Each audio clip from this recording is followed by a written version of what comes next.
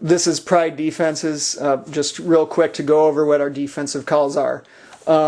We have something, we call it Mantis. This is just man-to-man, okay? I have a lot of cheesy names for plays to try and confuse the other team. Hopefully it doesn't confuse us, okay? Mantis, just simple man-to-man, okay? We have something called Zebra. That's 2-3 zone, okay? So the 2-3 zone starts with a Z. Z for zebra, Z for zone, okay? Obviously there are other kinds of zone defenses, but the one we play the most, and the one we started learning first years ago was 2-3 zone. So zebra is 2-3 zone. Another one we have is a 1-3-1 zone, and we call that plus. Why would we call that plus? Well, if you were to diagram a 1-3-1 zone defense, it'd sort of look like a plus. It'd look like a plus on the court. It's a trapping. You're setting the court into quadrants, and you try and trap when the two girls closest to the ball try and trap the ball when it's in the closest quadrant to them. Okay, we're probably not going to run that a whole lot, but that's plus. Okay, the one I think we're going to run more, and probably if you were falling asleep, which would be fine. The one we might run more is something called Super Zebra. Pleasant Valley, I got the idea from this from Pleasant Valley. Basically, if you were running a 2-3 zone, you'd set up defensively something like this. Right? This is your standard 2-3 zone defense, and I won't get into the rotations, but you're not really putting any pressure on the other team as they bring it across half court. If you want to get aggressive, what you can do is you can sort of try and disrupt the ball as it's coming across half court. Okay, so what you do is you just shift your 2-3 zone towards the half court line, almost kind of like the corresponding to the high and wide offense, where you take your motion offense and you move it towards half court. This is Super Zebra. So Zebra is a regular 2-3 zone. Super Zebra is the super 2-3 zone.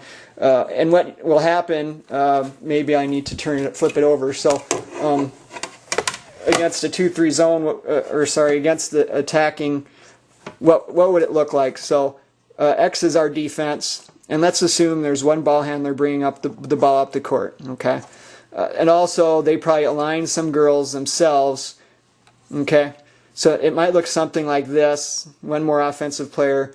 I don't know where they go. Sometimes they go here. Sometimes they'll have an extra guard. Okay, but what we're trying to do is trap the ball or catch the pass basically upon the ball entering the front court.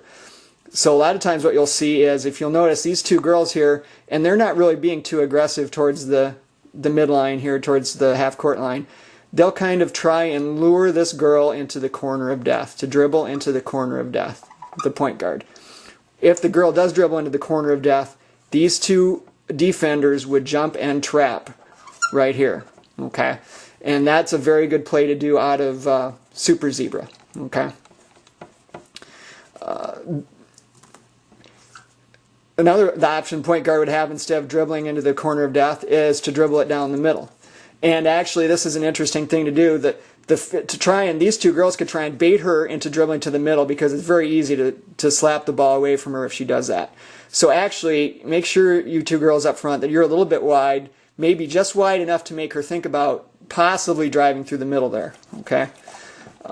Obviously, we don't want to allow her to dribble through the middle unobstructed, but that's why it's a basketball game. Okay. Sometimes you take risks. Other thing you can do, other thing the offense may do, they may try and pass.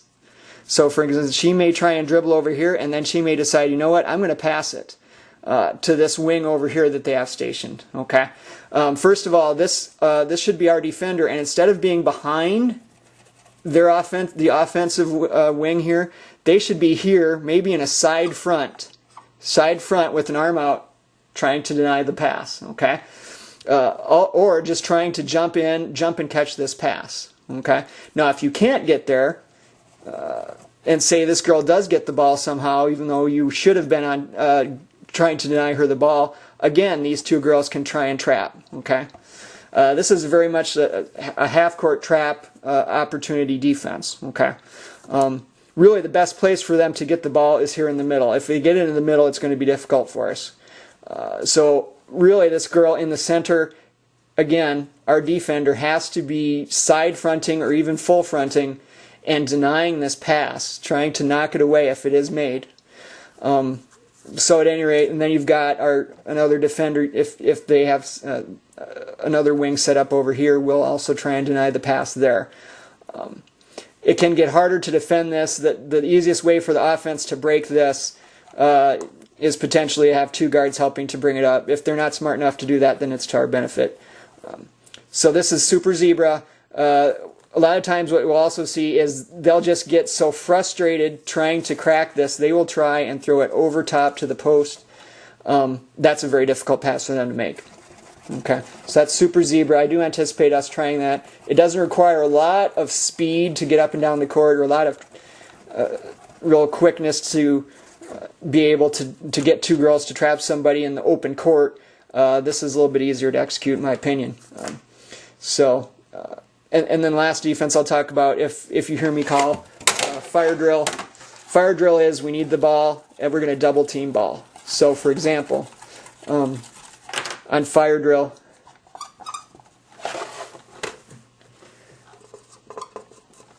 would be double team ball. So for example, if the point guard, say the point guard was here, and they maybe had a wing here and maybe a post here, and another maybe guard here and maybe a post player here, what you would see is there'd be somebody guarding her naturally, but if she was close, the closest player is this wing and her defender, this defender would come and try and trap.